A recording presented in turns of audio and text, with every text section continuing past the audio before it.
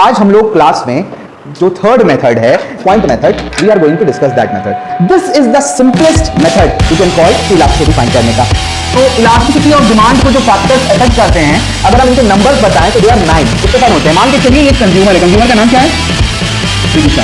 अभी आप मान लो एक बच्चा है यहाँ पे जिसका नाम है अनीक. क्या नाम है? अनीक. ठीक है, अनीक को हुआ है बुखार. क्या लास्ट क्लास हमारी कंप्लीट हुई थी टोटल एक्सपेंडिचर मेथड में. हम लोगों ने परसेंटेज मेथड डिस्कस कर लिया, हमने टोटल एक्सपेंडिचर मेथड डिस्कस कर लिया. डिग्रीज ऑफ इलास्टिसिटी मैंने डिस्कस करवा दिया है आप लोगों को, और इलास्टिसिटी 3 तरह की होती है, उनका मीनिंग बता दिया है मैंने आप लोगों को.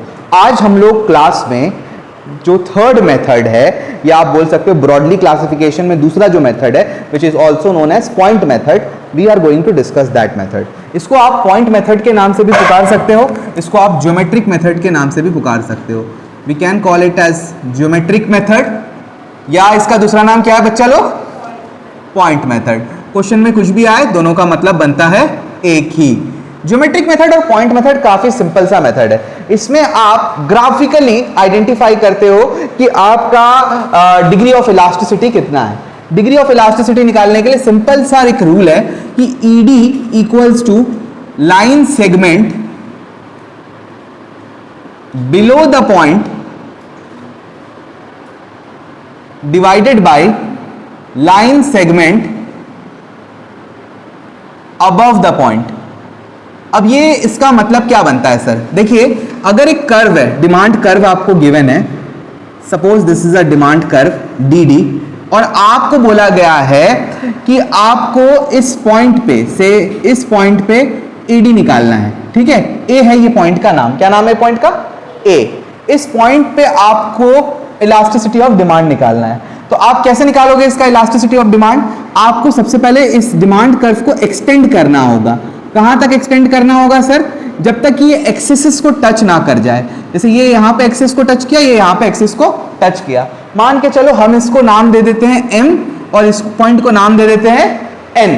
तो आपको जब पॉइंट A का इलास्टिसिटी निकालना है, ED एट पॉइंट A, अगर आपको ये निकालना है तो आपको A से लेके नीचे तक का लाइन सेगमेंट मेजर करना होगा. यहां से यानी कि A to N, AN divided by upper segment AM. इस तरीके से आप इलास्टिसिटी ऑफ डिमांड का कंप्यूटेशन करोगे, यानी कि basically lower segment bye upper segment आप करोगे. एक चीज समझाने के लिए मैं आप लोगों को एक एग्जांपल की मदद से इसका तरीका समझा देता हूं. देखिए, मान के चलते हैं हम लोग, नाम चेंज कर दे रहा हूं मैं इसका नाम A नहीं रख रहा हूं. ठीक है, ये नाम है A, यहां पे एक पॉइंट ले लेता हूं B, यहां पे C, यहां पे एक पॉइंट का नाम है D, और यहां पे एक पॉइंट का नाम है E. अच्छा, ये DD क्या है? ये डिमांड कर्व के लिए मैंने DD लिखा था, मिटा दे रहा हूं ताकि कंफ्यूजन क्रिएट ना हो बच्चों का. मान के चलिए सारा डिस्टेंस जो है इसका यहाँ पे 2 सेंटीमीटर ईच का डिस्टेंस है. कितने का? 2 सेंटीमीटर का. तो अगर आपने A पॉइंट पे ED निकालना है, अगर हमें पॉइंट A पे ED निकालना है, ED एट पॉइंट A, तो हम लिखेंगे लोअर सेगमेंट. हमारा लोअर सेगमेंट कितना हो जा रहा है? अगर हर 2-2 सेंटीमीटर का सेगमेंट है तो 2 + 2 + 2 + 2 कितना हो जा रहा है बेटा? 8. तो यहां पे आ रहा है 8 डिवाइडेड बाई अपर सेगमेंट कितना है? The answer is 0. तो इस केस में इलास्टिसिटी हो जाएगा इनफाइनाइट. कितना हो जाएगा? इनफाइनाइट. इस पॉइंट पे ED होता है इक्वल्स टू इंफिनिटी, यानी परफेक्टली इलास्टिक डिमांड होता है. पॉइंट B पे अगर आप मेजर करोगे ED एट पॉइंट B, तो आपका लोअर सेगमेंट हो जाता है 6 और अपर सेगमेंट हो जाता है 2. आंसर आ रहा है 3, यानी यहां पे ED है मोर देन 1. ED कितना है? More than 1. You can call it this point as perfectly elastic. क्या बोलते हो बच्चा इसको? Perfectly elastic. इस पॉइंट को बोलोगे हाईली इलास्टिक, या आप रिलेटिवली इलास्टिक टर्म भी यूज कर सकते हो. यहां पे कोई दिक्कत है? थर्ड पॉइंट C पे हमारा ED कितना आ रहा है? C का लोअर सेगमेंट भी 4 सेंटीमीटर का है, अपर सेगमेंट भी 4 सेंटीमीटर का है. तो C पॉइंट पे हमारा इलास्टिसिटी आ रहा है 1. इसे हम बोलेंगे unitary elastic. Got it? Point number D पे हम लोग आते हैं. पॉइंट नंबर D पे हमारा इलास्टिसिटी कितना होगा? तो ऊपर का लोअर सेगमेंट 2 है, अपर सेगमेंट 6 है, 1/3, और आप बोल सकते हो 0.33. इस केस में आपका ED आएगा लेस देन 1, या आप बोल सकते हो इसको हाईली, वेरी गुड बेटा, हाईली इन इलास्टिक. और पॉइंट ई पे अगर आप इलास्टिसिटी फाइंड करने जाओगे तो उसमें लोअर सेगमेंट कुछ नहीं है, इसलिए न्यूमरेटर 0 आएगा और डिनोमिनेटर 8 आएगा, आंसर 0 आएगा। इस केस में ईडी होगा 0, जिसे आप बोल सकते हो perfectly elastic, sorry in elastic demand. Got it? तो यहां पे इलास्टिसिटी परफेक्टली इलास्टिक है, पॉइंट बी पे हाईली इलास्टिक है, पॉइंट सी पे यूनिटरी इलास्टिक है, पॉइंट डी पे हाईली इन इलास्टिक है और पॉइंट डी पे रिलेटिवली इन इलास्टिक है। गॉट इट बेटा? क्लियर है यहां पे? अच्छा, अगर सर कर्व जो है डिमांड कर्व मान लीजिए कि ये कर्वी लीनियर हुआ तो क्या होगा? What does this mean? Curvy linear का मतलब होता है डिमांड कर्व कुछ इस तरीके का दिखता है। Suppose this is the demand curve DD. इसमें आप कैसे इलास्टिसिटी फाइंड करोगे? इसमें आपको देखना पड़ेगा किस पॉइंट पे आप इलास्टिसिटी निकालना चाहते हो। तो सबसे पहले आप पॉइंट को आइडेंटिफाई कर लोगे। से हम लोग इस पॉइंट पे इलास्टिसिटी निकालना चाहते हैं, दिस इज द पॉइंट, इस पे हम लोग को इलास्टिसिटी निकालना है, ये पॉइंट है ए। तो आपने क्या करना है, एक टेंजेंट ड्रॉ करना है पॉइंट ए से। इस तरीके का टेंजेंट होगा कि ये आपका पॉइंट ए को सिर्फ टच करते हुए जाएगा। तो अब ये जो टेंजेंट है ये एक स्ट्रेट लाइन है। अब इस पॉइंट को नाम दे दो m, इस पॉइंट को नाम दे दो n। ईडी निकालने के लिए आप सिंपल फॉर्मूला यूज करोगे an by am। Got it? तो जिस पॉइंट पे भी आप निकालोगे उस पॉइंट के अकॉर्डेंस में आप एक टैंजेंट ड्रॉ करोगे एंड सिंपली आप इलास्टिसिटी इस तरीके से फाइंड कर सकते हो। This is the simplest method you can call कि इलास्टिसिटी फाइंड करने का। तो हम लोगों ने हमारा तीनों मेथड कंप्लीट कर लिया है। पहला मेथड हम लोगों ने पढ़ा था पहली क्लास में, हमारा परसेंटेज मेथड। दूसरी क्लास में हम लोगों ने पढ़ा टोटल एक्सपेंडिचर मेथड। आज की क्लास में हम लोगों ने पढ़ा ज्योमेट्रिक मेथड। ये लिख लो आप लोग। ये लिखने के बाद एक छोटा सा नोट्स का जगह छोड़ देना, मैं लिखाऊंगा और उसके बाद हम लोग अभी डिस्कस करेंगे importance of elasticity. Got it? चलिए बकवास बंद आ जाए। So that was all about the point method. The method was very very very simple. Now let us move ahead towards which topic? Determinants of elasticity of demand. Sir इस topic का मतलब क्या है? इस टॉपिक का मतलब है बच्चा कि आपका जो इलास्टिसिटी है वो किन फैक्टर्स पे डिपेंडेंट है। कौन से फैक्टर्स हैं जो इलास्टिसिटी को आपका इलास्टिक बनाते हैं और कौन से फैक्टर्स ऐसे हैं जो इलास्टिसिटी को इन इलास्टिक बनाते हैं। कमोडिटी की इलास्टिसिटी इलास्टिक होगी या इन इलास्टिक होगी, वो किन फैक्टर्स पे डिटरमाइन होता है, उसको हम लोग डिस्कस करने जा रहे हैं। दिस इज कॉल्ड फैक्टर्स, थोड़ा बड़ा करके लिख देता हूं, है ना, factors affecting elasticity of demand. तो इलास्टिसिटी ऑफ डिमांड को जो फैक्टर्स अफेक्ट करते हैं, अगर हम इनके नंबर्स बताएं तो दे आर 9। कितने फैक्टर्स हैं? 9। सबसे पहला फैक्टर जो इलास्टिसिटी ऑफ डिमांड को इफेक्ट करता है that is called the number of alternatives या नंबर ऑफ सब्स्टिट्यूट्स अवेलेबल। इसको आप बोल सकते हो अवेलेबिलिटी ऑफ सब्स्टिट्यूट्स। हमारा पहला फैक्टर जो इलास्टिसिटी को इफेक्ट करता है that is called availability of substitute. अब इस पॉइंट को समझना बड़ा सिंपल सा पॉइंट है। एक कमोडिटी जिसके बहुत सारे ऑल्टरनेटिव्स हैं, बहुत सारे सब्स्टिट्यूट हैं, तो कंज्यूमर के पास बहुत सारे ऑप्शन होते हैं। मान के चलिए ये कंज्यूमर है, कंज्यूमर का नाम क्या है? विदिशा। वाह वाह, थोड़ा सा और बड़ा, डबल लेयर। अरे हाँ, वो ऐसे घूम के आ रहा है, समझ रहे हो ना फीलिंग? अच्छा डबल, अभी ठीक है। वाह विदिशा, कान में झुमका भी है विदिशा के। विदिशा एक कोल्ड ड्रिंक पीती है। विदिशा को पसंद है मैंगो ड्रिंक्स पीना। क्या पीना? मैंगो ड्रिंक्स पीना। विदिशा बड़े शौक से पीती है कोई ड्रिंक, इसका नाम है माजा। क्या नाम है? माजा। माजा माजा पी के उसको आ जाता है मजा।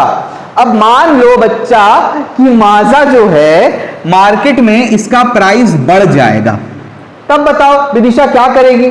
सर विदिशा स्लाइस पी लेगी। विदिशा अगर स्लाइस नहीं पिएगी तो विदिशा फ्रूटी पी लेगी। विदिशा फ्रूटी नहीं पिएगी तो विदिशा रियल का जूस पी लेगी। कुछ नहीं मिला तो विदिशा क्या करेगी? आम लेके आएगी, उसका जूस बनाएगी, आम का जूस पी लेगी। तो इस गुड का सब्स्टिट्यूट बहुत ज्यादा है। इस गुड का सब्स्टिट्यूट बहुत ज्यादा है, तो इसका प्राइस बढ़ने से इसके डिमांड में इफेक्ट बहुत ज्यादा आएगा।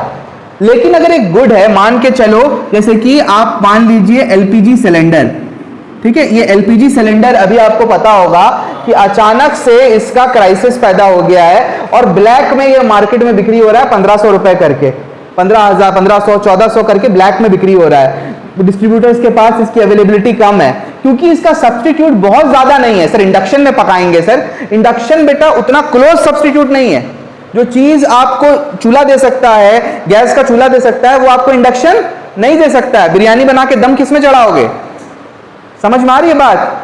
आपको बहुत सारी जगह में बिना गैस के चूल्हे के काम करने में मुश्किल आएगी। इस वजह से बोला गया कि इसका कोई क्लोज सब्सटीट्यूट नहीं है। इसका प्राइस बढ़ने से भी डिमांड में इफेक्ट आएगा, मैं ये नहीं बोल रहा हूं नहीं आएगा, लेकिन बहुत ज्यादा इफेक्ट नहीं आएगा क्योंकि इसका क्लोज सब्सटीट्यूट मार्केट में अवेलेबल नहीं है। समझ में आई बात? सर लकड़ी भी बेटा क्लोज सब्सटीट्यूट नहीं है। अब तेरा किचन है, मान के चल कि एकदम तू बनाया है इंटीरियर डिजाइनर को दे के, तो उसमें क्या लकड़ी लगा के खाना पकाएगा? उससे अच्छा तो तेरे लिए रहेगा कि तू रेस्टोरेंट से खाना पकाया मंगवा ले। क्यों, सही बोल रहा हूँ कि नहीं बोल रहा हूँ? हर जगह लकड़ी नहीं चलेगी। हाँ, आप एक गांव में रहते हो तो आप लकड़ी को यूज कर सकते हो, मगर फिर भी लकड़ी में जलाने में वक्त लगता है, लकड़ी को इस्तेमाल करने में वक्त लगता है, लकड़ी से होने वाला पॉल्यूशन है, बहुत कुछ फैक्टर है। इसलिए इस सिलेंडर का, इस गैस का क्लोज सब्सटीट्यूट अवेलेबल नहीं है, जिस वजह से इसका दाम बढ़ने से भी डिमांड में बहुत ज्यादा इंपैक्ट नहीं आता है। समझ में आई बात? दूसरा फैक्टर आपका जो इलास्टिसिटी ऑफ डिमांड को इफेक्ट करता है, उससे पहले मैं ये बता दूं कि सब्सटीट्यूट से क्या रिलेशन बना, समझो। जितना ज्यादा सब्सटीट्यूट होगा डिमांड उतना क्या होगा? इफेक्टिव, यानी कि इलास्टिक। डिग्री ऑफ रिस्पॉन्सिवनेस उतना ज्यादा होगा। ओ श्रेष्ठा दीदी कौन था? और उसके बाद अगर सब्सटीट्यूट अगर कम होगा तो उसका इलास्टिसिटी क्या होगा बच्चा? In elastic. कोई दिक्कत है? क्लियर कट है? ट्रेन का टिकट महंगा भी हो जाए तो आदमी ट्रेन में जाता है क्योंकि उसका कोई क्लोज सब्सटीट्यूट अवेलेबल मार्केट में नहीं है। दूसरा फैक्टर जो इंपैक्ट करता है वो है नेचर ऑफ द कमोडिटी। दूसरा फैक्टर क्या है बच्चा? Nature of the commodity. अब इस फैक्टर को भी समझना, बड़ा सिंपल सा फैक्टर है। कमोडिटी का नेचर तीन तरीके का होता है, या तो होगा नेसेसिटी, या तो होगा कंफर्ट, या तो होगा लग्जरी। जो नेसेसिटी है उसके डिमांड को आप प्राइस से इंपैक्ट नहीं कर सकते हो।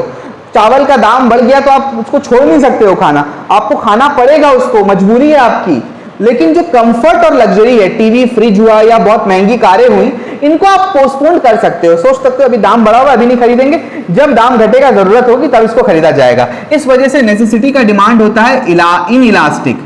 नेसेसिटी का डिमांड होता है इन इलास्टिक, और कंफर्ट और लग्जरी का जो डिमांड होता है वो होता है इलास्टिक। समझ में आया बच्चा?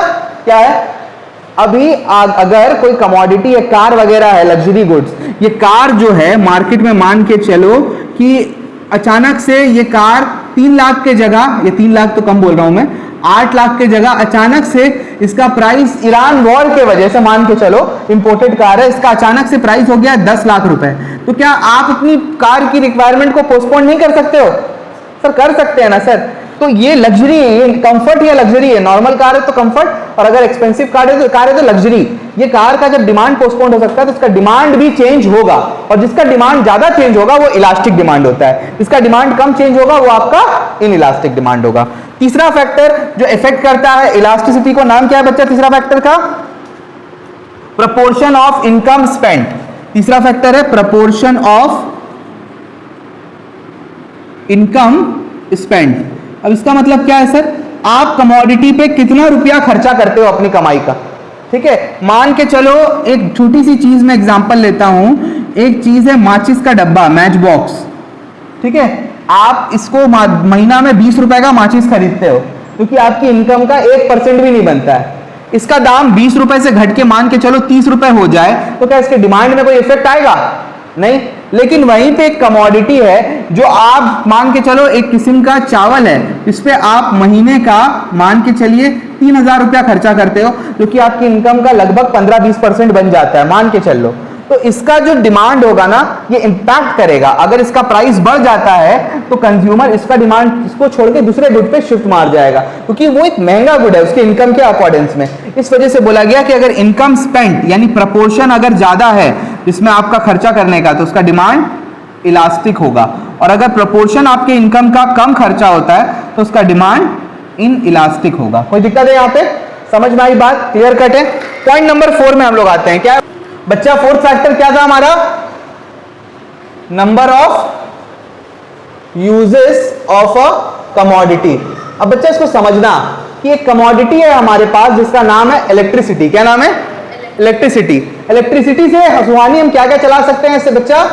Very good. उसके बाद क्या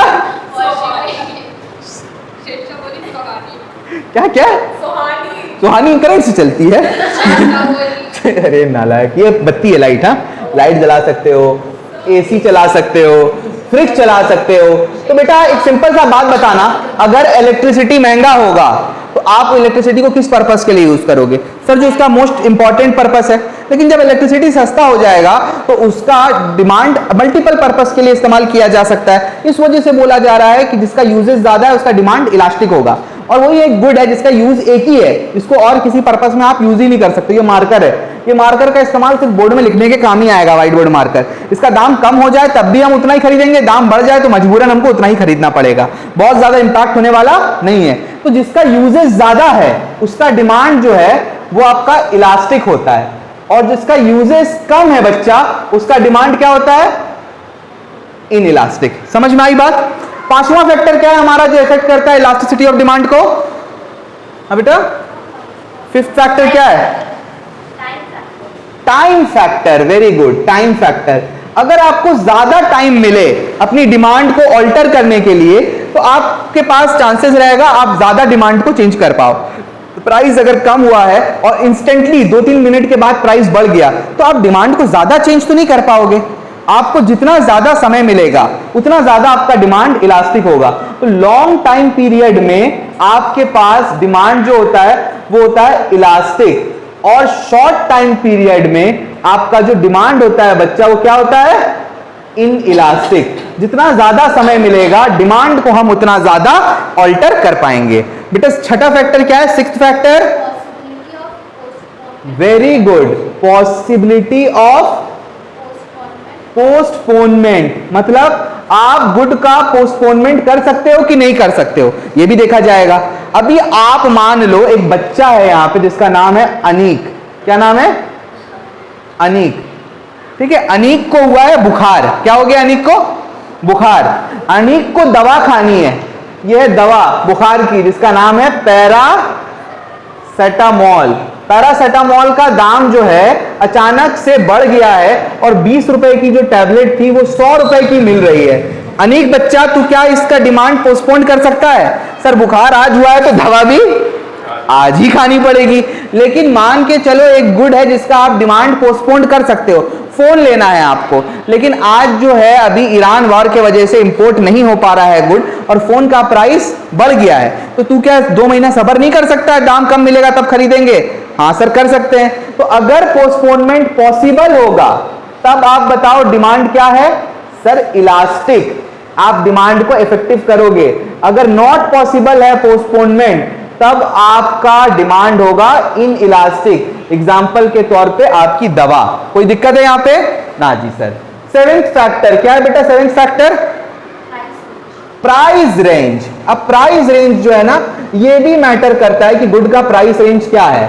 एक होता है वेरी चीप गुड्स, या आप बोल सकते हो less expensive goods, less expensive goods. दूसरा होता है मिड रेंज गुड्स, और तीसरा होता है वेरी एक्सपेंसिव गुड्स। 3 तरह के गुड है हमारे पास, लेस एक्सपेंसिव, वेरी एक्सपेंसिव और एक मिड रेंज।